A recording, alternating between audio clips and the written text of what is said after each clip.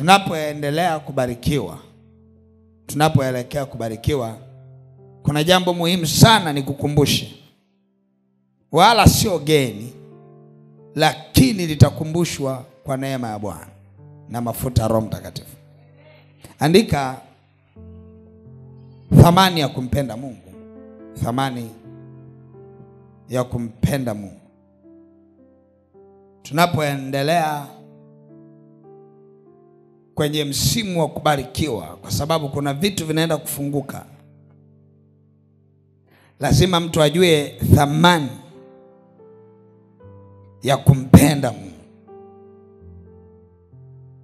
Thamani ya kumpenda Mungu. Yani baraka lazima zikukute kwenye nafasi ambayo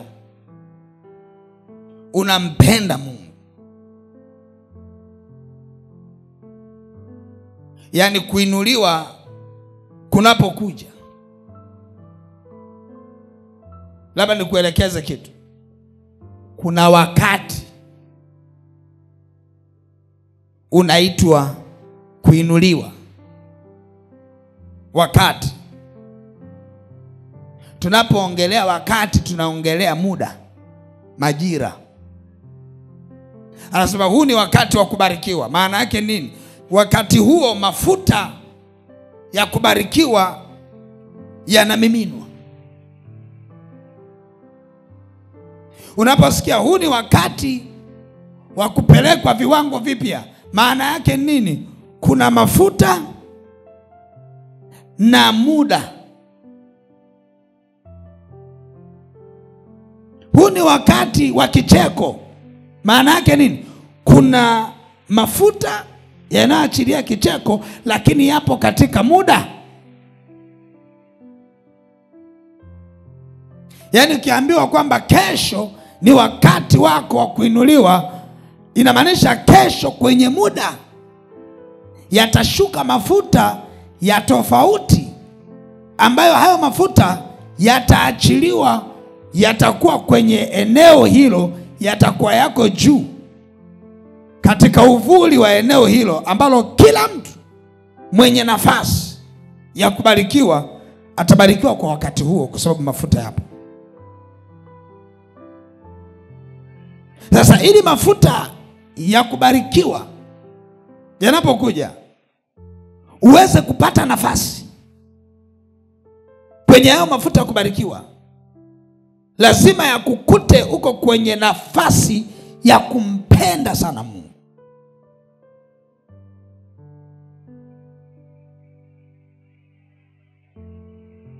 Na ndio maana Mungu anataka kuwabariki watu wake. Angalia vile anavyotoa maelekezo. Anataka kuwabariki watu wake. Yani Mungu ana kiu kwamba nataka leo niwainue watu wangu. Haishi kwenye kiu yake tu. Anatengeneza mazingira ya wewe kubarikiwa. Anakupa maelekezo ya kumpenda ili akubariki. Anasema katika kitabu cha Kumbukumbu la Torati, tusome kwanza hapo. Sura ile ya 6, Kumbukumbu la Torati, na ule mstari wa 5, taanzia hapo. Au tuanze wa 4. Kumbukumbu la Torati sura ya 6, nianze mstari wa 4.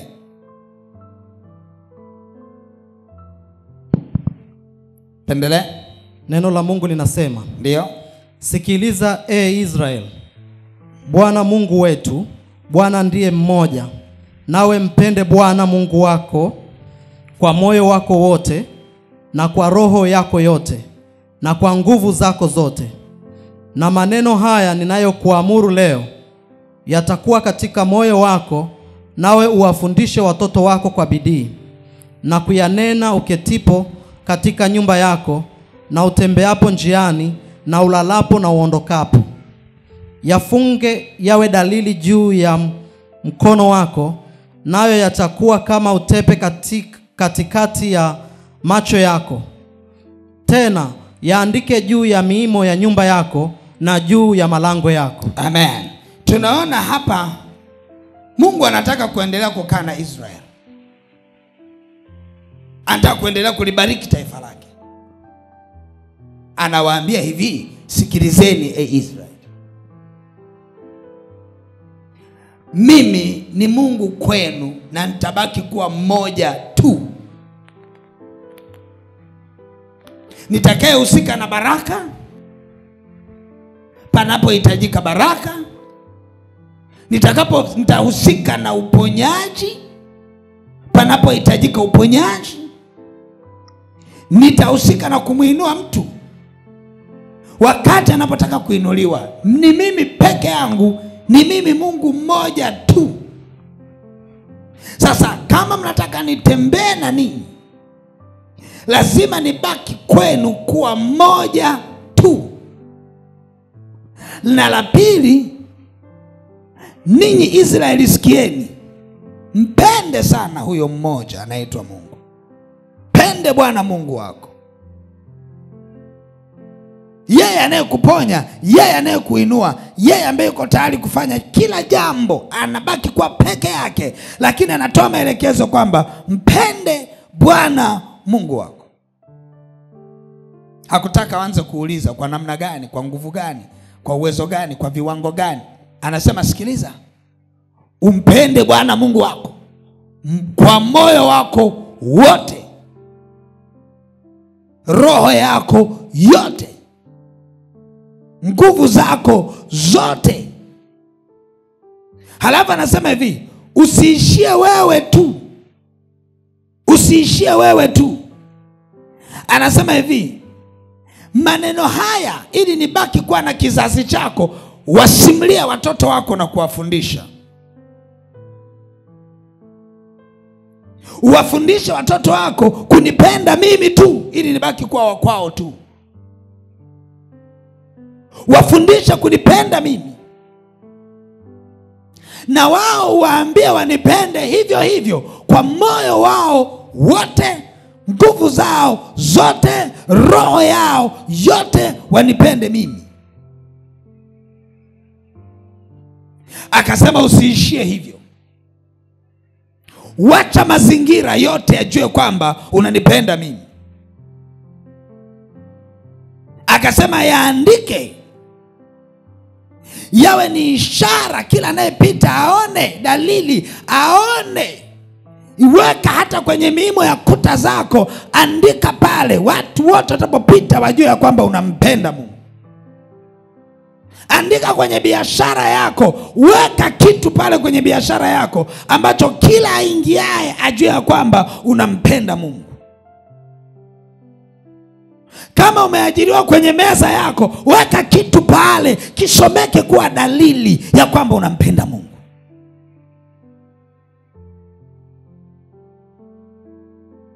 Anasema hiyo ifanyike hivyo kama alama. Akasema usiishie hapo, waambie hata watoto wako, wakawaambie watoto wao, vizazi na vizazi, ili nibaki kuwa Mungu wa kwako, wa watoto wako na wa vizazi vyako. Lazima uwafundishe kunipenda. Sikia nikwambie, katika nyakati za kubarikiwa lazima ukutwe kwenye nafasi ya kumpenda Mungu. Ya kumpenda Mungu. Nataka nikwambie tu, kati ya kitu ambacho hakitengenezwi ni upendo. Upendo huwezi kuutengeneza, lazima uzaliwe ndani ya mtu. Huwezi ukaigiza upendo, lazima uzaliwe ndani. Kwa nini huwezi upendo? Kwa nini huwezi igiza upendo? Kwa sababu upendo umejaa mambo mengi sana ambayo ni matunda yake. Huwezi weka matunda ya upendo kwa kuigiza, huwezi. Ni lazima upendo uzaliwe ndani, kwa sababu una matunda mengi, kama lilivyo tunda la Roho. Na upendo pia na wenyewe una matunda mengi, ambao kwa lugha nyingine ni matokeo ambayo tunayaona kwa mtu anayempenda Mungu. Usidhani ni kitu cha kawaida, ni lazima kizaliwe ndani. Na ndio maana mtu hata katika maisha ya kawaida ataanza kustruggle, atakaa hivi, nataka nikuoa, subiria nitakujibu, nitakujibu kesho hivi, ni mazingira yale. Akisha kupenda unaanza kuona matokeo ya kupenda ambayo huwezi giza. Unaposikia Mungu anasema kwa maana jinsi hii Mungu aliupenda ulimwengu hata akamtoa. Kumtoa huwezi ukaigiza kutoa kwa upendo, ni mpaka uwe na upendo. Kwa Mungu alivyomtoa mwanae ni kwamba ndani yake alikuwa ana upendo tayari, ili aweze kutoa. Kwa hiyo unakuta Mungu anavyotaka kukuelekeza kwamba umpende yeye kama oda kutoka mbinguni. Sio ombi, sio wazo, oda. Kwamba kila aliyemuumba inampasa ampende. Sasa anapoachilia hiyo oda, kuna vitu anavitafuta kutoka kwetu, kinaitwa fellowship, mahusiano. Fellowship, uhusiano, ushirika. Ushirika, hauwezi kuwa na ushirika na Mungu kama hauna upendo. Kwa sababu upendo ni kitu ambacho kina matunda mengi. Unajua kuna vitu vingi vinashindikana kwa sababu hakuna upendo. Kila kitu kikitokea kwenye upendo kinafanyika kwa wepesi. Leo hii viongozi wanaweza kuwa wananielewa ya kwamba unakuta kiongozi wa wamama anaongea mpaka kamati anamkauka, na wamama hawamsikii. Lakini wapo wachache ambao hata haongei. Anakuta akianzisha tu kwambia mama tumekuelewa, haina shida, mambo yataenda. Uulize ni nini kinachofanya waende hivyo. Ni kwa sababu ndani wanafanya kutokana na upendo. Na ndio maana kuna kufanya kwa sheria na kuna kufanya kwa upendo. Yaani leo Biblia inasema hivi, kwa maana huo upendo ni ukamilifu wa sheria. Kwa nini upendo ni ukamilifu wa sheria? Kwa sababu Biblia inaeleza kwamba hata zile sheria zilizowekwa zinapokutana na upendo, mtu anasimama kwenye sheria kwa sababu ya upendo ulio ndani yake. Hata zile amri 10 zote zimeenda kumezwa huko kwenye upendo. Na ndio maana ukuta hatuzitamki kama kielelezo cha kwamba ifuatwe moja moja. Ukitaka mtu afuate amri zote 10 lazima awe na upendo. Ukimpenda mtu huwezi mchukulia mke wake. Ukimpenda mtu huwezi mtokana. Ukimpenda mtu huwezi muua. Ukimpenda mtu utahudhuria ibada na utampenda Bwana Mungu wako. Ukimpenda mtu, yani unakuta kila kitu kimejificha kwenye upendo. Sasa hamna kitu kigumu kama kuliongoza kanisa ambalo halina upendo kwa Mungu. Ukiwaambia waje, wanakuja watatu. Na ndio maana kiongozi hutakiwi kunungunika sana. Inatakiwa kwanza kiongozi ukue kiroho, ili kuna vitu vingine uvijue kuvitafsiri. Unapoona wewe kama kiongozi unawaita watu wote, wanakuja 5, usiseme hivi na maisha watu wananidharau, watu wanadharau kauli yangu, watu hapo utaonekana wewe kiongozi ndio hujakuwa kiroho.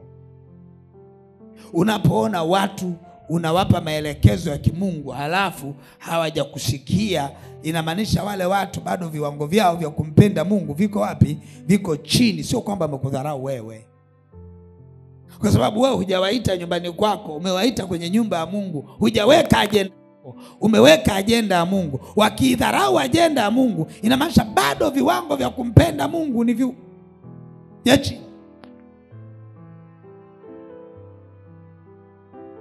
Kwa ukiwaambia kwamba John tuombe, usidhani ya kwamba watu watakuja tu. Ni viwango vya kumpenda Mungu. Unajua hapa wote tumetoka kuimba Tumeimba hapa wote. Tumetoka kuimba Sasa naomba nikuambie, nikutafsirie hivi. Wote tuliokuwa hapa kwenye kuimba wote tumeimba. Sawa sawa. Lakini kwenye kuabudu sio wote tumeabudu. Sawa sawa. Sawa sawa. Hata kama ulikuwa unaimba inanena mema, inanena mema, pale unaimba. Sawa sawa. Na wote inanena mema, inanena mema. Kwa nini Mungu anasema katikati ya wanaoimba yeye anaenda kuwatafuta wanaoabudu? Maana yake ni nini? Sio wote wanaoimba wanaabudu. Sawa. Tofauti ya kuimba, ijapo wote mnaimba, wanaoabudu ni watu gani? Kuna kuimba kutokana na kumpenda Mungu na kuna kuimba kama wengine wanavyoimba. Kwa hiyo kama unaimba kwa kumpenda Mungu, ndani yako kuna upendo, wewe hauimbi, unaabudu. Kwa hiyo usije ukasema sasa tuko kwenye wimbo kipindi cha sifa, usidhani watu wote wanamsifu Mungu. Jamani, ni kipindi cha kuabudu. Usidhani eti kipindi cha kuabudu wote wanaabudu. Kipindi cha kuabudu wote wanaweza wakawa naimba wimbo wa kuabudu, lakini wanaoabudu wakawa 5 kati ya watu 100. Kwa sababu chochote unachokiimba lazima kiambatane na kumpenda Mungu. Yaani ule upendo ule, yaani useme Mungu nakupenda.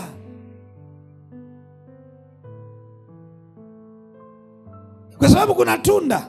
Mnajuaga ule wimbo sana, ninakupenda, nakupenda, sina mwingine kama we.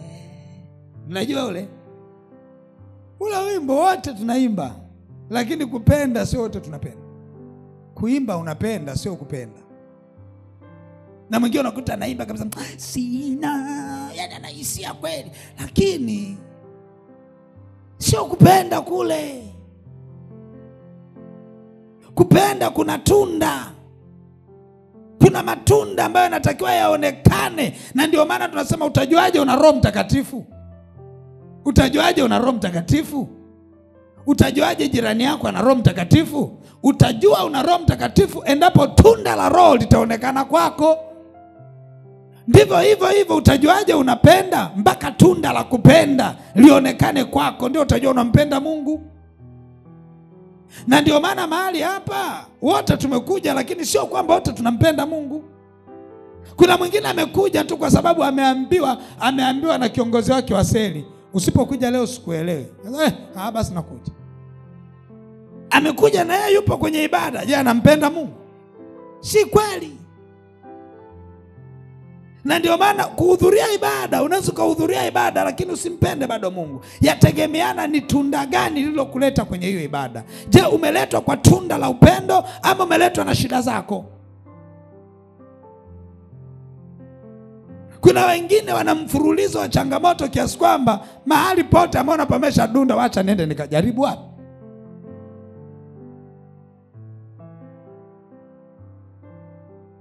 Anakuja na yeye hapa yuko kwenye level ya kujaribu. Lakini unapoongelea upendo, kumpenda Mungu, unaweza usielewe mpaka uweze kulinganisha na upendo wa kawaida. Hivi unajuaje mtu anakupenda? Hivi nadhani anayekuja kukuambia anakupenda ni mpaka aje ajieleze sana?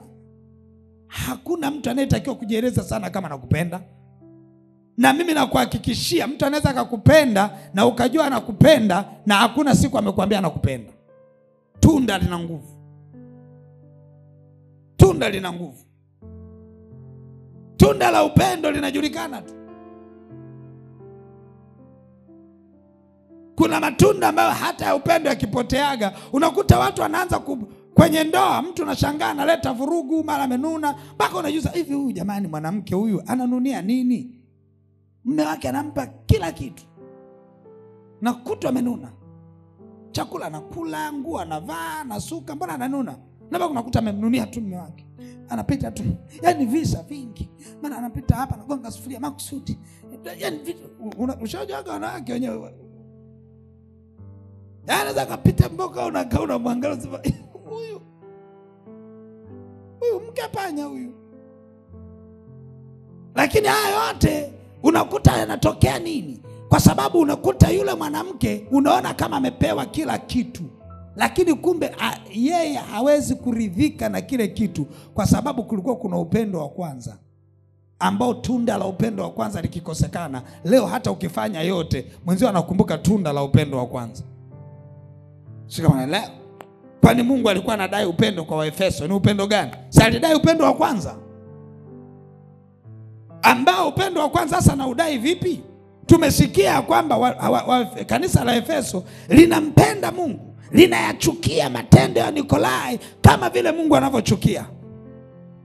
Hili kanisa linawajaribu wanaojiita mitume na ambao sio, na linawafukuza live kwamba ustahili kuja hapa. Kanisa limenyoka. Mungu anasema nina neno na ninyi, mmeupoteza upendo wangapi? Wa kwanza. Nini maana yake? Kuna tunda la upendo, matendo ya kwanza. Ndio maana wakamwambia hivi, rudi ukayafanya matendo ya kwanza, usipofanya naja kwako nitang'oa kinara. Yani kama kulikuwa kuna upendo wa mwanzo, lazima urudi umpende Mungu kwenye viwango vile. Nini maana yake? Kuna tunda. Na ndio maana ukija mahali hapa ni ngumu sana kuliongoza kanisa ambalo halimpendi Mungu. Mtanielewa viongozi? Kanisa ambalo halimpendi Mungu ni ngumu sana. Na ni rahisi sana kuliongoza kanisa ambalo ndani yao linampenda Mungu. Kumbuka, kuna watu wamekuja mahali hapa si kwa sababu wanampenda Mungu, kwa sababu wanaumwa. Hata mimi nawajua. Na kaaga hivi, kuna mtu nikimuona tu najua kwa moto, jana hajalala. Na ni ukweli, akikaa kidogo ukimwekea mikono, ukimwona tena tapa anakuja jua pamewaka tena. Watu wa namna hiyo, upepo wa kubarikiwa unavokuja utawapita. Nasema hivi, kwenye upepo huu wa kubarikiwa ukukute unafanya nini? Unampenda Mungu. Mtu ambaye anampenda mtu yupo tayari kuharibu ratiba zake zote. Swali, tuko tayari kuharibu ratiba zetu kwa ajili ya Mungu? Wewe uliyesema amina, Mungu akubariki. Na uendelee kuharibu ratiba zako kwa ajili ya nani? Ya Mungu. Upo tayari kumpa Mungu chochote? Kwa sababu upendo ni matunda, ni tunda. Ni kwa kiwango gani unampenda Mungu?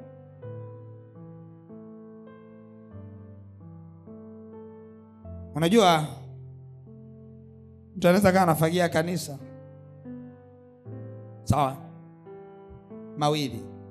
Wanaofagia kanisa wako 5. Wamechaguliwa seli hii ikafanya usafi. Kuna wanaseli watatu wenyewe wanafagia kwa sababu ni zamu yao. Sawa. Na ndani ya mioyo yao anasema, tukifagia leo zamu yetu mpaka mwezi wa 6. Anafurahia kwamba kufagia tena ni mpaka mwezi wa ngapi? Bahati nzuri vyote Mungu anaviangalia hivi. Kesho kwenye ibada ndio ninakupenda. Wakati unafagia unasema, yani hapa zamu yangu ipite tu mpaka nitakapokuja kufagia mwezi wa 6. Sikia nikwambie, wingu la baraka litakapokuja ili likupate, lazima likutane na upendo wa kumpenda Mungu kweli kweli. Na upendo huo lazima uambatane na tunda la upendo, kwamba tuyaone maisha. Kila mtu mmoja anaelewa? Mwingine anapofagia anasema, Mungu nakushukuru kwa kuwa umenipa nafasi ya kufagia nyumba yako. Nipe tena nafasi ya kuweza kufanya kazi hii tena. Ndio wale watu ambao wakisikia zamu mtu mmoja amelega, yuko tayari yeye kwenda kuikaba hiyo nafasi afagie, ni kwa sababu ya kumpenda Mungu. Kwa lazima tukubaliane, upendo unaozungumziwa hapa sio ule wa kuongea, ni tunda la upendo. Haleluya. Na ndio maana mtu anaweza siseme anakupenda akawa na tunda la upendo. Kwani mwanaume anayekupenda si unamjua? Nyoa dada, si mnamjua? Huwa mpaka aseme sana. Anakurudia na zawadi hata kama hana hela. Kuna vitu vingine mtu anakurudia navyo sio kwamba zimemzidia. Anaonyesha tu upendo. Kama mwanaume huna hela ya zawadi, unapita hata chini ya miembe huko unatafuta embe lililoanguka. Si upendo? Ukifika ukimpa unadhani atajua kwamba umeliokota? Kwani la kuokota na dukani vyote si sawa? Na wewe unajua kabisa akija kusema mama nani, shika hili embe kula. Wewe unapokea kama embe ama unapokea kama upendo? Kama upendo. Na si ajabu kikawa ni kitu kikubwa kuliko vile ambavyo nadhani. Kumpenda Mungu kitu kidogo tu. Haleluya. Haleluya. Ninaongea hapa kama tahadhari kwa watu wachache, lakini ninajua HVC Mbutu level za kumpenda Mungu zikoje. Nazielewa, ni kubwa sana. Ninaongea kama tahadhari. Naongea kama tahadhari. Ni wachache sana wasiompenda Mungu. Ni wachache sana. Lakini wengi wanampenda Mungu. Na ndio maana nakuta kuna waabuduo halisi. Kwa sababu wanaabudu kuanzia kwenye vyanzo vya upendo. Namna ambavyo wanampenda Mungu.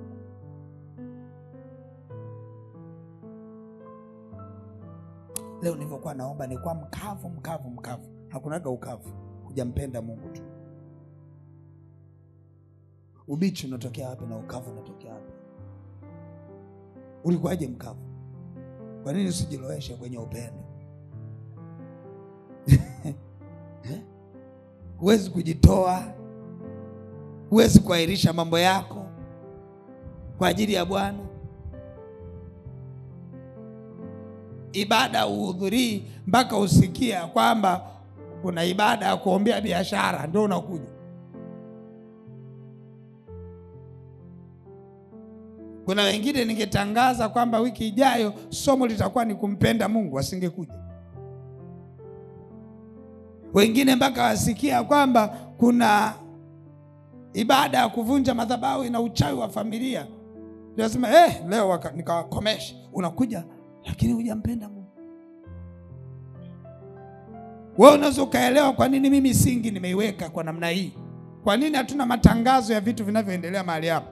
Kuna watu wangekuwa na upako unaoendelea mahali hapa, wangekuwa na utangaza upako kila kona ili watu wajae. Sisi hatuwaleti, hatutaki watu waje kuja kupona tu. Tunataka watu waje wajifunze kumpenda Mungu na waishi.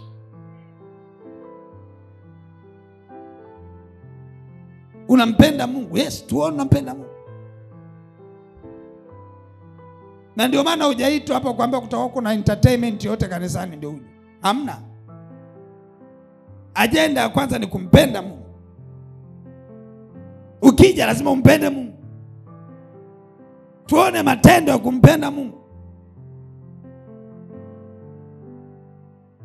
Haleluya. Haleluya. Muulize jirani yako, unampenda Mungu? Muulize kujibu. Mwambie ni nini wiki hii ambacho umekifanya ambacho kinaonyesha unampenda Mungu. Mwambie akwambie viwili. Akwambie cha kwanza, achana sadaka tulitoa wote. Cha kwako ulifanya nini? Sikia, yani akisha naye anakuambia, sio unaambia barikiwa. Sijasema umbariki mtu. Nimekuambia useme.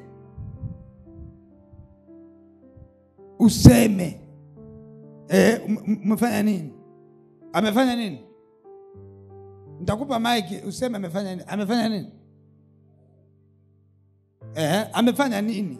Yaani kitu gani ambacho unadhani unampenda Mungu? Unajua, sikia niwaambie, mtu anasema eti anaamka usiku saa 9 kuomba eti ndo anampenda Mungu. Umeamka saa 9 kuomba unampenda Mungu? Kuanzia mwanzo wa maombi mpaka mwisho unaeleza madeni yalivyokukalia kooni. Sasa yale madeni ni ya kwako, ni ya Mungu. Sasa ulivyoamka kuomba saa 9 unampenda Mungu? Hivi ni ukweli hivi? Wewe mtu amekuja nyumbani kwako, amekuja kukopa, amekuja ndio anakupenda?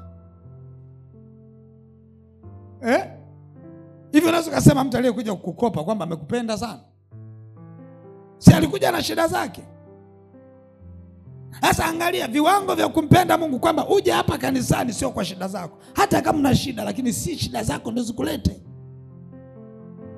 Na ndio maana kuna makanisa mengi ya leo watu shida ndio zimewapeleka. Na ndio maana unakuta wamekaa namna hii, hata kwenye kamera ukiwaangalia wamekaa mkao, yani wanauliza maombi yataanza saa ngapi. Huoni kama kuna watu ambao wana shauku ya kusikia neno? Huoni kama kuna watu wana shauku ya kumpenda Mungu? Huoni? Unaona tu watu wenye uhitaji, yani watu wameenda pale ni kama ametoka jana kwa mganga kienyeji, sasa leo amepitia hapa, kesho tena ameshakata tiketi ya kwenda Sumbawanga kwa mganga mwingine, ndio amekaa namna hiyo. Lakini kanisa la kweli ni ile ambalo hata kama unaumwa, unaambia Bwana Yesu, mimi nimekuja kukuabudu wewe. Mimi ninaumwa lakini ninaona bado umenitendea muujiza, kwa maana bado niko hai. Ninaumwa lakini najua bado mimi unanipenda, kwa sababu umenipa amani, umenipa. Mungu anaanza kusema mponye huyu, lazima nimponye. Yaani lazima Mungu katikati ya kuhitaji uponyaji wako aone upendo wako kwanza kwake. Katikati ya namna unavyohitaji akupe biashara, yaani lazima kuwa kuna dalili za upendo Mungu azione kwako. Asione kama umeenda kwa ajili ya kutaka tu upewe unachotaka. Na mtu mmoja anaelewa dalili za kumpenda Mungu lazima ziwepo. Na ndio maana ukuta watu wengi sana ukuta nakwambia, namshukuru Mungu leo nimekesha, nimeomba masaa 3. Ni ukweli alikuwa anaomba hapa? Muulize kama alipata muda wa kumsifu Mungu. Yeye muda wote ni kuwachongea maadui zake kwa Mungu. Ndio muda anaotumia. Na kumsaidia Mungu kumuelekeza adhabu, aina ya adhabu ambayo anatakiwa wapi. Baba yule kwa alichonifanyia, usiache miguu yake. Huyu usiache hiki. Yaani ndio uko bize kumgawia Mungu maelekezo. Mungu anauliza huyu mpaka azurumiwe ndio anakuja kwangu. Mpaka azurumiwe. Unajua watu wengi wanaweza kaona kama Mungu hajibu, lakini kumbe hujajiweka kwenye nafasi ya wewe kumpenda.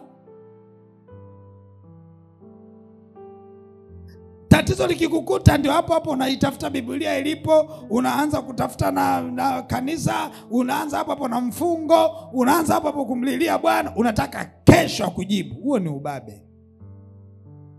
Ni ubabe usiokuwa na maana mbele za Mungu. Na kumpa Mungu maneno ambayo, Mungu ninajua wewe ni Mungu. Anakuambia ndio mimi. Ni kama ukaja ukasema yani mimi najua wewe ni Pastor Miamba. Wewe ni Pastor Miamba. Nakwambia ni Pastor Miamba. Unasemaje? Ninaomba hiki.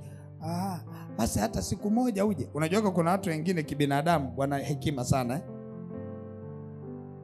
Yaani hata kama nataka kukopa leo, anasogeza labda mwezi mzima. Kwamba huyu nitamkopa mwezi ujao. Mwezi huu ni wa kumtembelea tu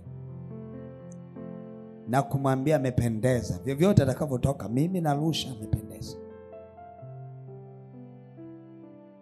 Na kumwambia yani wewe kwanza una akili sana. Yaani mtu anakuja na kuvamia na unajua una akili. unazipenda sifa, unasema asante. Lakini unajiuliza huyu amejuaje na akili? Hatujaonana, hanijui. Unajua anakutengenezea mazingira.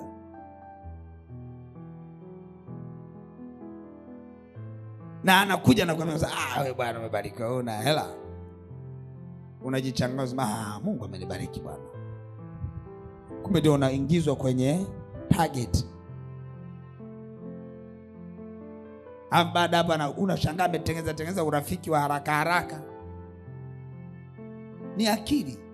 Sikosowi. Anakuletea na kutumia kisamvu, anakuletea mboga za majani, anakuambia tupike, pika bwana, mimi sina kitu. Pika, nimeamana kupitishie tu hapa. Wewe rafiki yangu, wewe pika, kula na watoto. Unapita hapo, ukirudi hapo naambia, na hii kuni nimeiokota hapo, hivi takufai? Chukua, pikia. Kumbe na ukipigwa kisamvu, ukapigwa na tembele, ukapigwa na kuni, yani anakupitishia vitu ambavyo havina hata thamani ya hela unaotaka kwenda kukopa. Anakuweka tu moyo wako ukae kuona unapendwa. Halafu baadaye anakuja kusema, hivi leo nilivyokuwa napita, nimebanwa leo, yani leo simeamka vizuri kabisa. Nini? Bwana wewe, siamka vizuri. Nini? Bwana kuna mtu anadai 100,000 hapa, yani amenikosesha amani. Njoo chukua. Unaweza kadhani ya kwamba hilo lilikuwa ni kitu cha kupita, kumbe ndio zile tembele zilizotangulia zilikuwa zinakulainisha. Sasa zinakulainisha. Asante rafiki yangu. Yani bwana mambo ni aibu, mimi hata sikupanga kukuambia. Nakushukuru. Mungu akubariki. Kumbe ndio ulikuwa unamlia target toka day 1. Sasa watu kama nyinyi ni wataalamu wa kuwalainisha watu kiasi hicho, hivi kweli mnashindaje kumlainisha Mungu? Kumwambia Mungu nakupenda, Mungu nakupenda, wewe ni mali yangu, Mungu nakupenda wewe. Basi uende umwambie nakupenda hata wiki 2. Alafu mwambie Mungu ninaomba unibariki leo hata sijaja na nauli. Unibariki. Mungu atakubariki kuona kwamba ameona unampenda kwanza. Tanguliza upendo kwanza, usitangulize mahitaji sana. Hebu kutengeneza mazingira kumpenda Mungu kwanza, ili baraka zikija zikutane na wewe. Jamaa wangu nilimpakia kwenye gari, kwa kuna wimbo mmoja naupenda sana. Kibwagizo cha ule wimbo unasema, sihitaji magari, uwepo wako ni zaidi ya magari. Sihitaji magari, uwepo wako zaidi ya magari. Sasa mimi naimba, yule jamaa alikaa pembeni yangu akaniangalia. Ule wimbo ulikuwa unajirudia. Nimetoka naye posta, sio naenda naye wapi. Ni kwa wote na uimba, yani naimba mle ndani na uimba. Sasa amevumilia uenda wimbo wa kwanza, sihitaji magari, uwepo wako zaidi ya magari. Ya pili imepita tena, sihitaji magari, uwepo wako. Ya tatu akasema, unajua sikia, wewe kwa sababu unalo.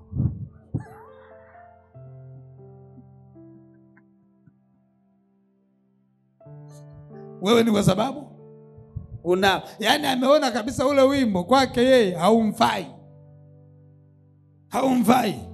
Yani yeye angeenda moja kwa moja, angetamani wimbo wewe unasema, baba nahitaji gari, ulishushe hata kesho.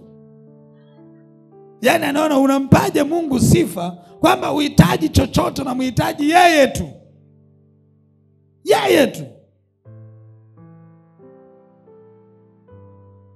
Lazima uonyeshe kwanza upendo, hata kama kuna kitu nakitaka. Hivi wale wanaume wanaelewa. Wanaume wengi kabla ya kupenda huwa wanatamani, wako after muonekano. Ila mwanamke yeye kuna vitu akivisikia ndo anakupenda. Anaweza akakupenda hata kama huna ndevu, imradi kuna vitu amekusikia. Sasa akaamua tu kukupenda. Sawa. Sasa mwanaume kwa sababu anajua mwanamke anapenda upendo, ila yeye kiukweli sio kwamba amempenda, amemtamani tu. Kuna kitu amekitamani. Akifika huwa hasemi anachokitamani, ila huwa anasema nimekupenda. Umenipendea nini? Yani hivyo hivyo. Hivyo hivyo utadhania hamna anachokipenda, anakijua yeye kichwani, ila anakuambia hivyo hivyo ulivyo. Hivyo hivyo. Anashindwa kusema nimekupendea sikio lako. Sasa kwa umependa sikio, mimi hujanipenda. Basi nimekupenda kama ulivyo. Sasa mwanamke kwa sababu anapenda upendo, cha kwanza na yeye anamwangalia, huyu kanipenda mimi ama kanitamani tu? Kwa sababu kumbuka, upendo na kutamani ni vitu vili tofauti. Kumtamani mtu inamaanisha ukikutana naye siku 2-3, ukisha maliza haja zako unaachana naye, kitu ambacho kinabaki kinawaumiza wanawake. Lakini upendo hauwezi kumwacha mtu. Upendo utabaki naye, hata unachokitamani kikiondoka, wewe unabaki naye. Unabaki naye. Kwa lazima kama Mungu anavyochunguza upendo kwamba unampenda yeye kama alivyo, upendi utajiri wake. Na ndivyo hivyo hata sisi huku binadamu, nakuta mwanamke anamchunguza mwanamume, anataka ampende yeye kama alivyo.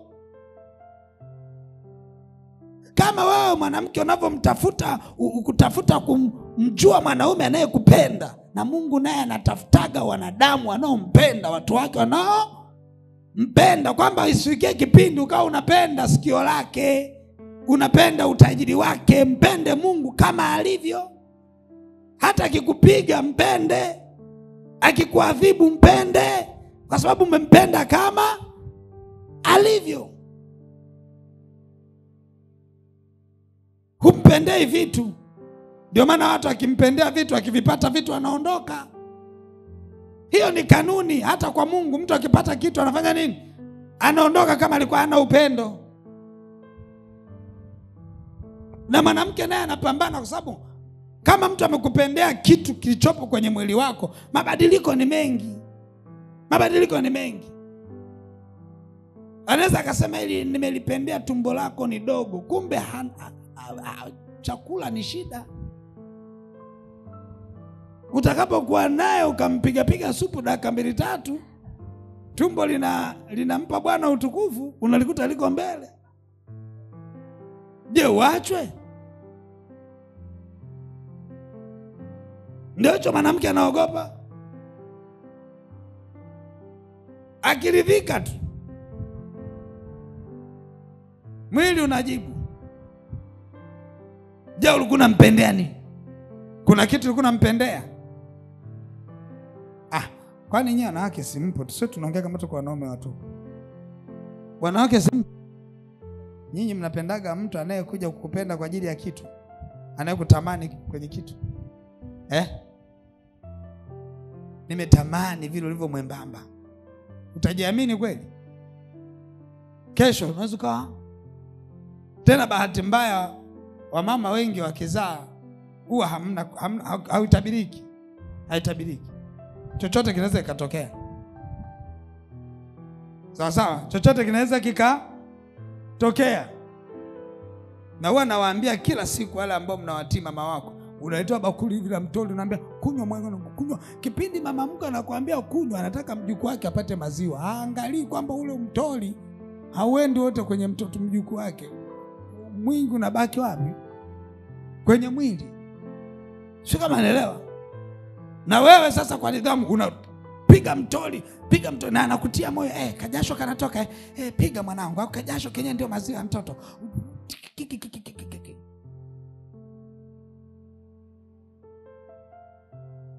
Na hajui mwanae amekupendea nini. Ni siri yake. Ukinywa mabakuli 3 ya mtoli ndani ya masaa 6, ukishamaliza miezi 3 na kunywa mtoli tu, tumbo litabaki pale pale. Haliwezi baki. Ndipo hapo unaanza kuona mwili wako hata ukikaa hivi ni kama umebandikwa bandikwa. Unakuta kama umebandikwa bandikwa. Ukiangalia mguu unasema huu mguu mbona kama, yaani ukishaanza kufanisha mguu na kiungo kingine cha mwili wako, je, tayari majanga yameanza. Mungu alivyoumba mguu haufanani na mkono, sawa Sawa sawa. Mguu haufanani na nini? Na mkono. Wala tumbo halifanani na kichwa. Ukishagusa hivi tumbo unaona kama unagusa kichwa, ujue tayari kuna shida. Ukishaona mguu tayari ameweka hivi mkono afasa umba kama mguu, tayari nini? Ni shida. Sasa angalia mtu ambaye hakukupenda, mtu ambaye hakukupenda wewe, utakapopita namna hii, ule mguu, ule mkono sasa ambao uko kama mguu, naye anaanza kuona unaona kama mguu. Tayari umeshaanza kuleta itilafu kwa sababu hakukupenda. Umenipata? Na wewe ndio unajiongelesha, ndio unagonga pana sasa. Hey. Umenipata? Sasa mtu ambaye hakukupenda anaanza kubadilika. Kwa sababu hakukupenda. Hakukupenda. Kwa sababu tunda la upendo, moja ya tunda la upendo huwa linasitiri mabaya yote. Sawa sawa? Yaani mtu akikupenda haoni kama we ni mfupi. Haoni kama we ni mfupi. Tana sasa akaanza kujisifia kwa wenzake, hadi unapita na kuita super tall wangu. Na wakati mwenyewe unaita Mungu wangu asinite mbele zake. Mbona mimi najijua? Lakini upendo alionao anakurefusha kidogo. Na unapita kabisa na unaitwa super tall. Ndani unajijua kabisa jamani. Lakini upendo unakufanya uone kibaya ni kizuri tu. Ni kizuri tu. Upendo ukianza kupungua sasa, ndio ukipita sasa Mungu mfupi. Ufupi umetokea wapi?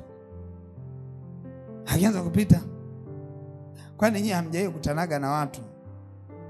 Mume wake anambia tangulia, ameenda kanisani. Tangulia. Yaani apotee, afu naye ndio anakuja nyuma. Tayari anaanza kuona aibu kuambatana, kwa sababu upendo haupo. Hivi unayempenda utaogopa kuambatana naye? Kwa unakuta hivi vitu vyote hivi Mungu naye anaviangalia. Anapima upendo kama wanadamu wanavyopima upendo. Na maandiko yanasema kaambia wana wa Israeli wanitolee kitu ambacho mioyo yao itawapa kupenda, ili aangalie upendo wao kwake. Anapima ni kwa kiwango gani hawa watu wanampenda. Unamtolea nini? Kuna mtu anakaa anajiuliza hivi viteni. Yaani anajikemea mwenyewe anapofikiria kwamba kwenye 10,000 uitoe yote. Anajikemea anajikemea. Kwa unakuta mtu yani anaenda ana vita, na ninakwambia hivi, wangapi anapitia majaribu? Wangapi anapitia majaribu? Kuna jaribu unapitia? Wangapi ambao sasa namshukuru Mungu sina jaribu na ulipitia? Nyosha.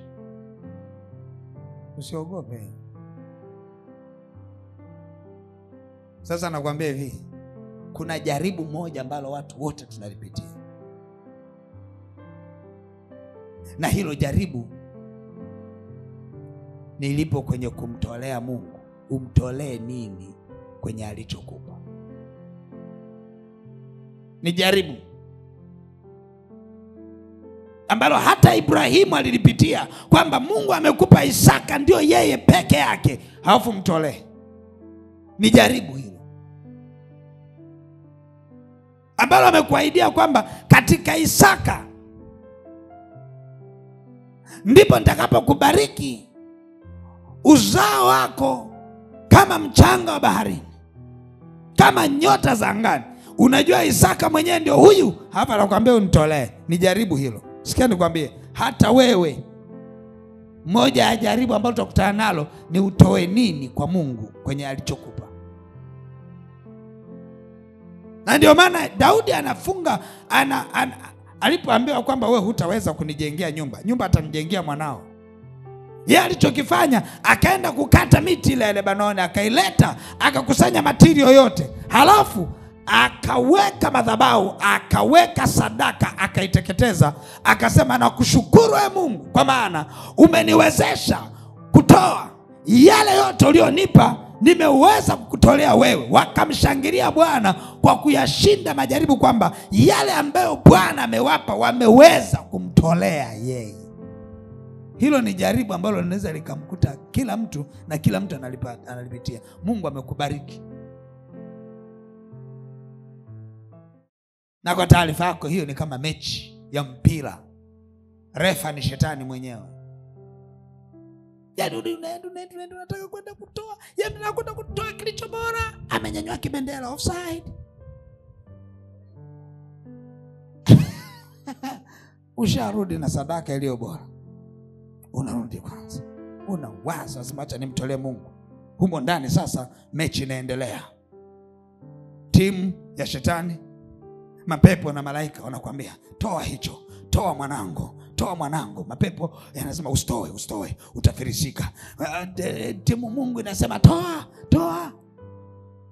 Ulicho nacho ni kidogo kuliko hazina iliyopo huku. Hicho umeonjeshwa tu, kuna mambo makubwa yako huku. Toa hicho ili tuweze kukupa yaliyoko huku. Shetani anakuambia usitoe hicho, ukitoa utaingia umaskini. Hicho ukitoa utaingia maskini. Anakuambia toa. Mechi hiyo, toa. Bila unaenda kutoa.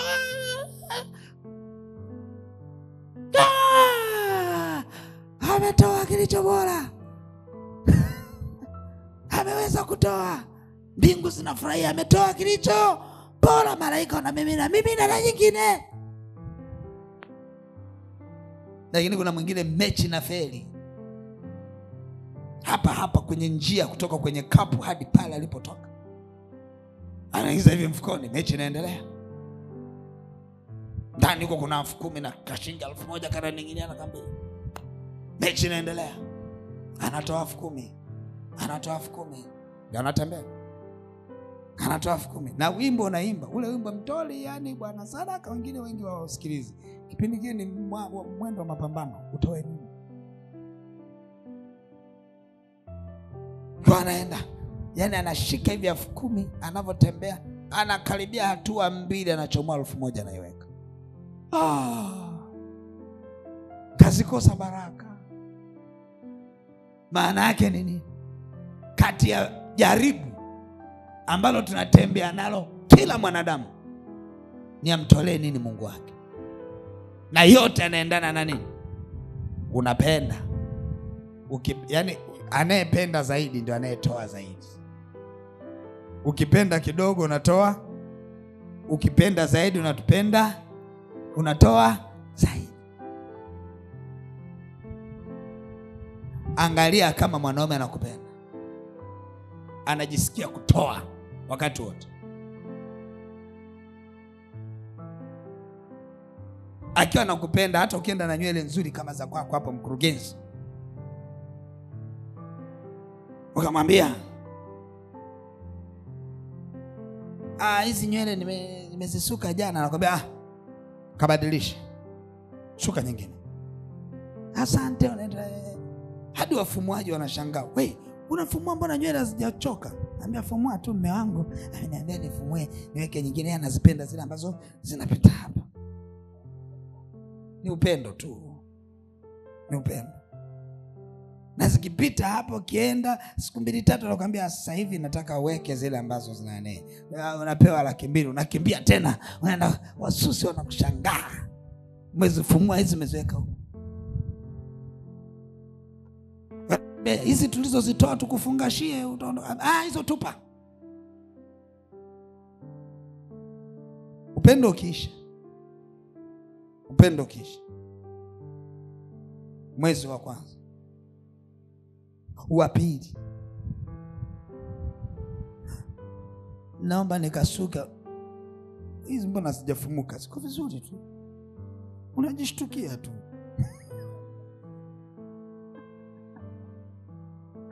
Unajishtukia tu, mbona siko vizuri? Alafu hizi ndio zinakupendeza. Hajisikii ndani kufanya nini? Kutoa. Hapa kiona sasa ndio zimefumuka kabisa. Afanyaje na hajisikii kutoa? Anaanza kukuvizia, anajua huyu mdau atakuja. Kwa ghafla anakuwa mkali. Mambo mimi sielewi kabisa. Na ukifika pale unaona baba amewaka mbogo kama hivi. Unasema acha nimwache. Zinaanza kuanguka moja baada ya nyingine. Wa mbele yako anakushika. Umeangusha last. Na yokoto naiweka. Na baba wala haoni kuna changamoto yoyote kwamba lasta mke wake zinamwanguka. Kwa sababu upendo haupo. Upendo na kutoa ni vitu vinavyoendana. Ni tunda. Utoaji ni tunda la kupenda. Ndio maana Biblia inasema Mungu alivyoupenda ulimwengu akatoa. Level za kupenda. Ametupenda kwa kiwango gani? Ni alichokitoa mwanae wa pekee. Ni level za upendo.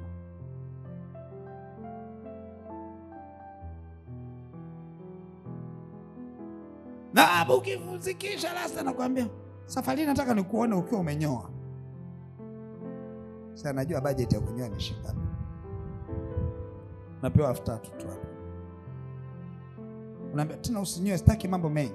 Sio kwamba hataki mambo mengi, sitaki gharama.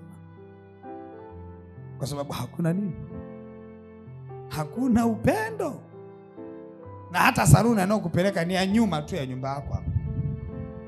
Wale vijana wamesukata vinywele wale ndio wanakunyoa. Yeye anaenda kwenye saluni ya kule nzuri. Wewe anakuambia hata hapo ananyoaga vizuri tu. Mwenyewe muda mwingine natamani kunyoa hapo, sema tu basi natokeaga huko. Lakini kukosa upendo. Kwani hamjawahi kuwa kwenye mahusiano? Hamjui jinsi upendo unavyoishaga? Haujui vinavyopoteaga? Vilio vya watu wengi wanadhania ni ndoa ama ni upendo. Ni upendo, sio ndoa. I'm telling you, kesi zote unazozisikia, mume wangu kafanya hiki, mke wangu kafanya hiki, zile sio kesi. Zile ni kesi za upendo. Upendo ukiisha matukio yanaanza. Na ndio hata kwa Mungu hivyo hivyo. Upendo ukiisha watu wanaanza matukio. Kanisani haji, semina haji, anaanza kusema iseme mwenzenu nimebanwa, anaanza kusema mwenzenu kuna kazi, mwingine sio nimefanya. Ni matokeo kutokumpenda Mungu. Wewe unajua kupenda ilivyo? Mwanamke unaenda kwenda kumchumbia, umempenda, si unaachaka vyote? Wengine hadi kazini hawaendi. Haendi kabisa.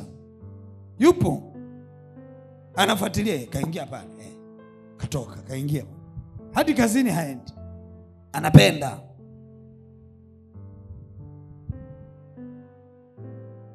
Na ndio maana ukiona unaaga kwa mume wako hapo anakuambia naenda. Unajua upendo umefanya nini? Umeisha. Mke wangu nataka, mume wangu nataka nenda, haina shida. Wahi kurudi watoto kabla hawajarudi. Yaani watoto ndio kielelezo. Rudi kabla ya watoto. Unajua hamna upendo hapo. Hivi kwa nini Mungu anajiita ni Mungu mwenye wivu? Tunda la upendo ni wivu. Yaani wivu na upendo ni kitu kimoja kinachokaa kwa pamoja. Wivu na upendo. Ukiona hauna wivu, ujue hauna upendo. Na ndio maana Mungu anajiita ni Mungu mwenye wivu. Yaani kuna vitu Mungu ana wivu navyo huwezi amini.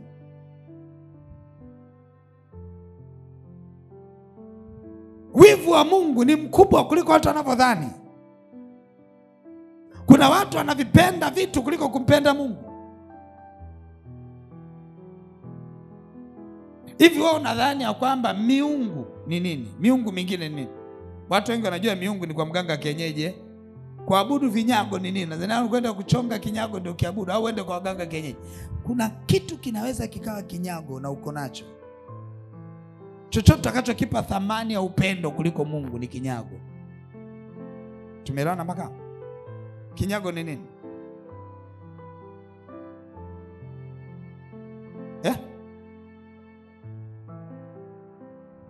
Sikiliza, unapenda kiatu chako?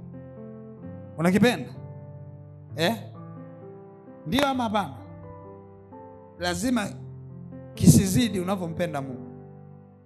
Sasa kuna nini kingine unakipenda? Biashara isizidi kumbuliko.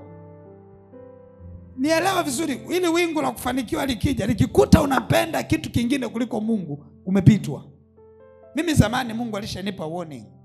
Warnings, mnaelewa? Onyo, angalizo.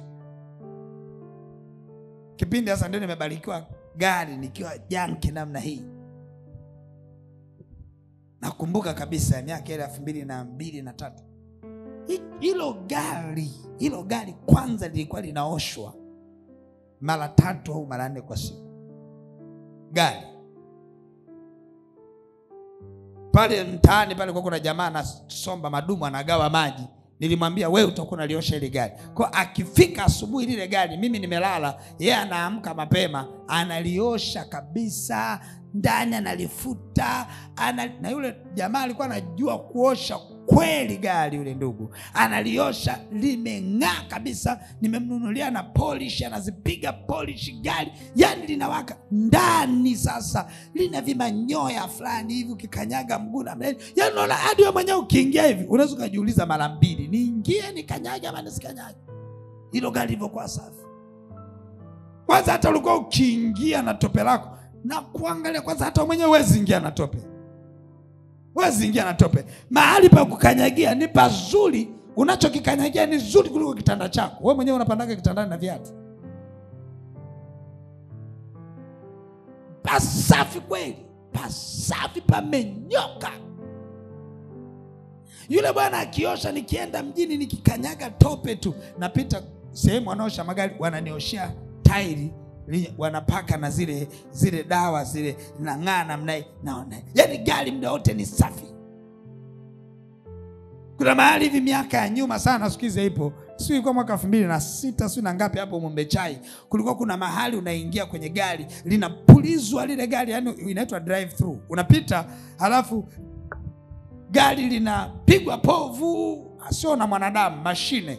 Ukiwa unaendesha taratibu linapigwa povu, likifika mbele kidogo kama hato hapa linapigwa maji, likifika mbele kidogo linapigwa na mavitambaa, na ile ni mashine, afu natokeza kule gari linang'aa. Hapo nilikuwa napita kila siku.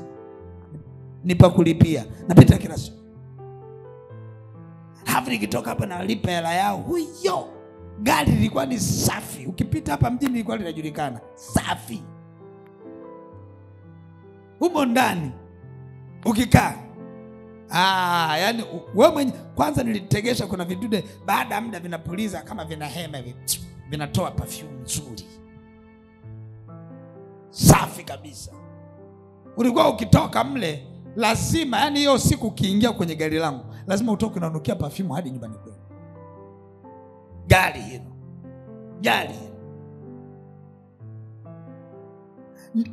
Kama kuna mahali nimeona pana dimbwi speed, na tafuta njia nyingine ya kwenda kulipitisha nini gari. Mungu akaniita kwenye chumba cha ndani, akaniambia gari lako limechukua nafasi yangu. Yani level za unavyolihudumia gari sio level, yani kama mimi ningekuwa mwanadamu usingenisafisha kama unavyolisafisha gari lako. Linaelekea kwa kinyago, nitaliondoa Nilivyosikia asante niliona nikamwambia Mungu, naomba tulia kwanza. Haya mambo yanazungumzika. Naomba tulie tuongee. Mungu akaniambia kabisa kwamba sijasema liwe chafu. Sijasema usilipende, lakini ukilipenda gari kwa namna hiyo, una deni la kunipenda mimi zaidi ya unavyolipenda gari lako. Sasa nikajiuliza hapa, kumpenda Mungu sana kushinda hili gari, naweza nikashindwa nikashusha upendo kwenye gari. Kwa hiyo nikawa naosha mara moja tu, nikawa naambia yule jamaa osha. Nilikuwa namwambia tumia madumu 5, ninakulipa hela madumu 5 yaishie kwenye gari. Baada ya kupewa warning nikamfuata yule ndugu, nikamwambia hivi, hili gari kwa ni kuosha lazima uwe na madumu 5? Akasema hamna, 2 tu hili gari linaoshwa. Sema wewe si umesema 5, kwa inabidi nikiosha nipige na maji mengine hapo, piga na maji tena mpaka madumu yaishi. Nikamwambia tumia yale 2. Tayari hapa anaanza kumuonyesha Mungu, ona tumepunguza idadi ya madumu. Umeelewa? Baada hapo nikawa napita naliosha mara moja. Jamaa yule akiosha mara moja tu, nitaenda kuliosha tena. Kwa nikawa vile vile, na nikaanza kudevelop hata ule umakini kufuta polish muda wote nikaacha. Nikawa nafuta taratibu hivyo hivyo, na kauchafu kakaingia huko ndani. Na mimi nikaanza kuwa mchafu kidogo wa magari. Na ndio maana unavyoingia huko ndani ya magari yangu unavyoona masafi hivyo, nimesaidiwa na waungwana. Ila zamani nilikuwa mwenyewe ndio msafi, yani muda mwingine, siku nyingine nilikuwa naamua mwenyewe, kama Jumamosi sina kazi naliosha mwenyewe. Lakini sikumbuki mara ya mwisho nimeosha gari nini. Sioshi tena.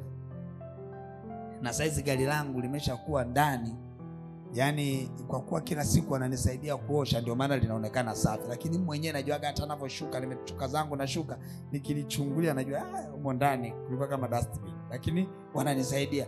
Ilitokea kule baada ya kupigwa mkwala na Mungu. Na hata hadi watoto wangu sasa wanajua kwenye gari langu wanapachikaga tu, wakimaliza kula ice cream wanajua gari lenyewe. Unajua ukiwa mchafu na watoto wanaiga, waambie umekuwa mchafu tumuongezee. Tofauti na gari la mamao. La mamao lina masharti lile gari kuliko lenye ni safi. Uruhusiwi kula swing popcorn zimeanguka, swing zimefanya nini, ni safi hata kazi. Sasa mimi nikilichukuaga, mimi wanajitoa fahamu, mimi nakula tu popcorn. Akaanza kuleta gari langu meli ya popcorn yamejaa, nikamwambia si umeshatoa? Basi umefanya jambo jema. Lakini nacho najiona nilishaharibiwa kule. Kwa ajili ya Mungu jinsi anavyotaka ukifanye kitu cha thamani. Kuna wengine vitu vyao mpaka sasa hivi ni chukizo mbele za Mungu. Kuna watu wengine wameachwa. Kwa sababu gani? Walimpenda mume kuliko kumpenda Mungu. Walimpenda mke kuliko kumpenda Mungu. Mungu akatowesha.